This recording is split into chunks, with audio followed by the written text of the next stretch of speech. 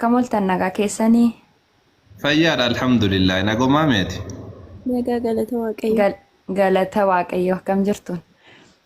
Jechuun ani yeroo danuun yeroo baay'ee isin hordofaa ijoolleen teenya ragaa isaan dhiyeeffatan hin argine garuu mataan kun xiqqoo na dhukkubaa jira ani dhugaan jirtullee eessa akka ta'e hin barre Waaqayyoon waaqa qabaa asin kan beeta kiristaanatti nu barsiisa waan biraa ka isinirraa dhuguma matsaafa keenya dubbisaati moo matuma keessan irraa jettan ani jechuun waa'ee amantaa kanallee sirriitti hin beeku gaafii gaafannaan tiiktookii kiyyellee na jalaa cufsiisanii haarawwan baniin dhufe amma matsaafumarraa dubbistani moo ani giraana gabba'ee dhugaa rabbii. Wallahi macaafumarraa dubbisan maal macaafuma tokko jedha bari Yesuus ani Waaqayyo qabaa jedhee dubbata. Macaafni bakka takka lama miti. Mee bakka muraasa sii kenna yoo macaafuuf biraa qabaatte sitti mul'isu mee baneetiin.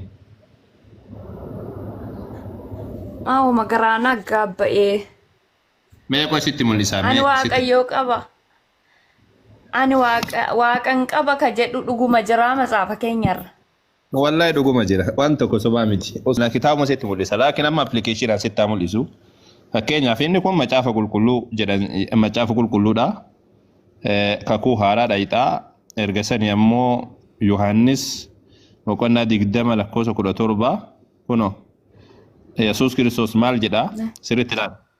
Yesuus ammoo jedha dura yemmuu Yesuus Maryamii isheedhaan jedhe isheen ammoo gara isaatti garagaltee afaan Ibraayisxiitiin rabbuuni jettee ittiin jetteedha. Kana jechuun barsiisa jechuudha jedhe Yesuus immoo ana hin qabin ani ammayyuu gara abbaa ol hin baane gara obboloota koo dhaqi jechuu barattoota isaa baana.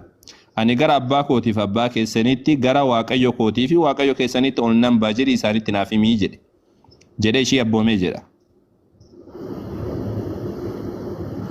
Argitee? Macaafa kanan akkuma amma jiru kanatti akkuma sii dubbisa kana macaafa keessa jira.